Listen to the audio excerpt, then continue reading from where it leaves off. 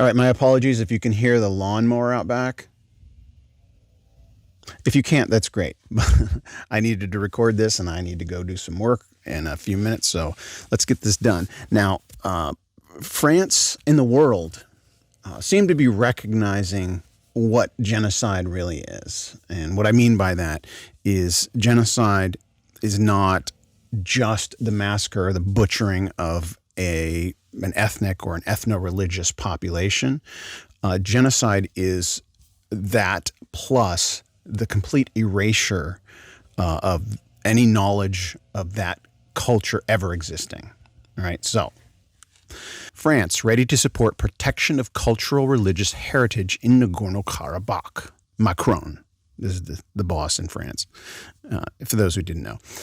Yerevan, November 20th, so this is yesterday. France is ready to provide full support for the protection of cultural and religious heritage in and around Nagorno-Karabakh, President Emmanuel Macron tweeted. France is ready to provide within the framework of the UNESCO with the Alliance for the Protection of Heritage and Conflicts, its expertise and full support for the protection of the cultural and religious heritage of Nagorno-Karabakh and its surroundings, Macron said.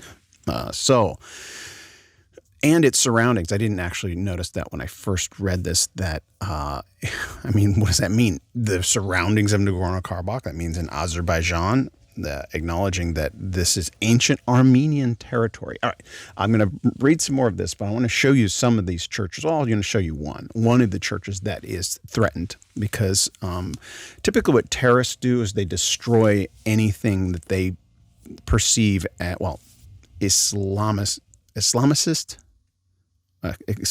extremists. Okay, I want to carefully separate that from Islam or Muslims in general, because the majority of Muslims are peace-loving, but there's this large yet not majority. It's like at most 10% is what I understand are the extremists, those who want to promote Sharia law globally. Right, that's terrorism because Sharia law has some really bad tenets in it. Even if it has some good things in it, there's some really bad things in it. If you promote the whole thing, then that 10% are going to push that perspective. But before I show you this particular church and read a little bit more, I want you to subscribe to this channel, click the notification bell, click like.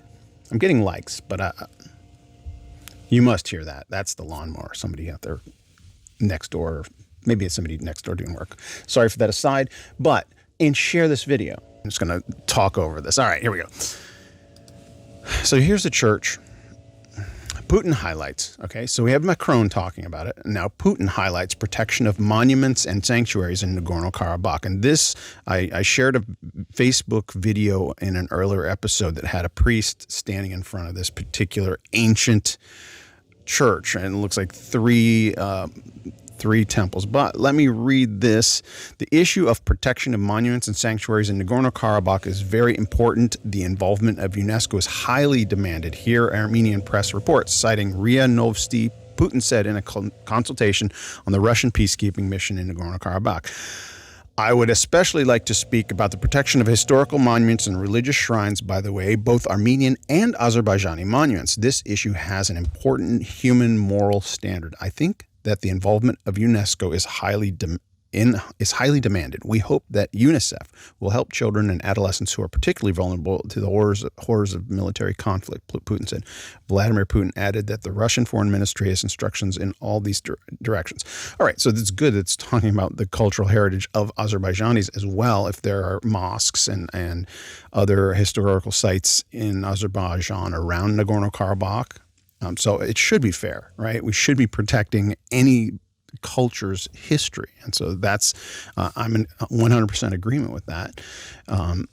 Finally, just read this real quick. Metropolitan Museum of Art, that's MoMA, for those who aren't aware, calls for protection of cultural heritage sites in Nagorno-Karabakh. This is the United States. So we started with France, with Macron. Then we went to Putin.